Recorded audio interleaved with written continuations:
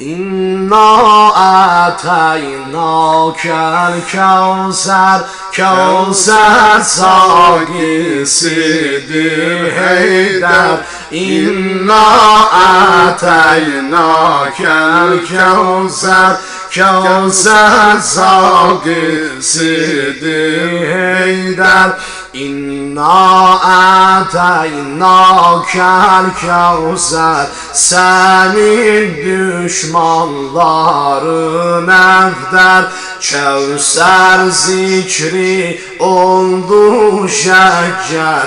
İnna ataynakel kevser, kevser sagisidir ey maşallah. İnna ataynakel kevser, kevser sagisidir Heydar. Mayası cennetten geldi, nuri zulmetleri derdi. Müminlere müjde geldi. İnna ataynakel kevser, kevser sagisidir Heydar. İnna ataynakel kevser, kevser sagisidir Heydar.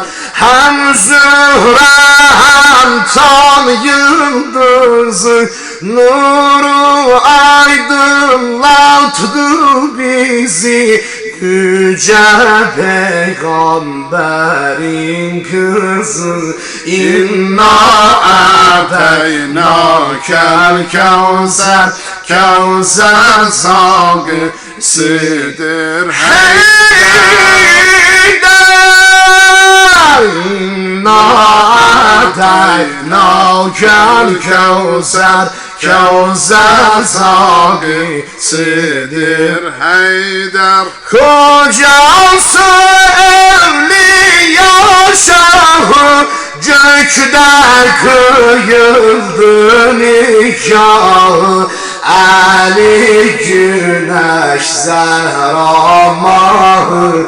İnna ataynakel kevser, kevser sagisidir Heydar. Heydar. İnna ataynakel kevser, kevser sagisidir Heydar. Mayası cennetten geldi, nuri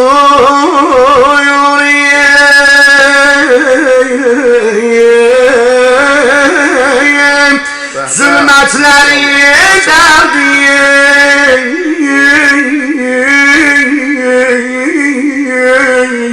Müminlere müjde geldi.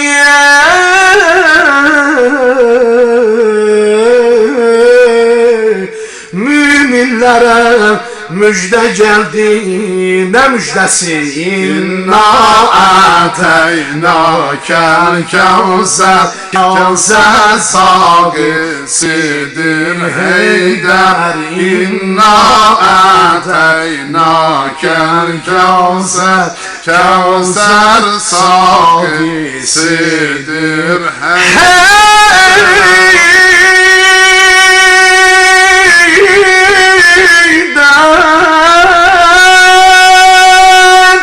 Salavat Allahümme salli ala Muhammed ve ali Muhammed. Allah kabul etsin. Bu güzel surud, bu güzel sözler Hacı Şeyh Həmid ağamın özünə məxsusdur. Əllərindən öpürəm, təşəkkür edirəm. Allah məqamın âli eləsin inşallah. Əhl-i Beyt buyurur, hər kim bizim barəmizdə bir beyt şeir yazsa, Allah ona cənnətdə bir ev verər, bir beyt verər inşallah. Hacı ağa, Allah sizdən razı olsun. Siz ki bunu gözəl səsinizlə səsləndirdiniz. Ümid edirəm inşallah. Övladı Fatimə sən inşallah bizə də şəfaət edəsiniz. Amin, sizə qurban. Əllərinizdən öpürəm. Ya Əli iltimas edirəm inşallah.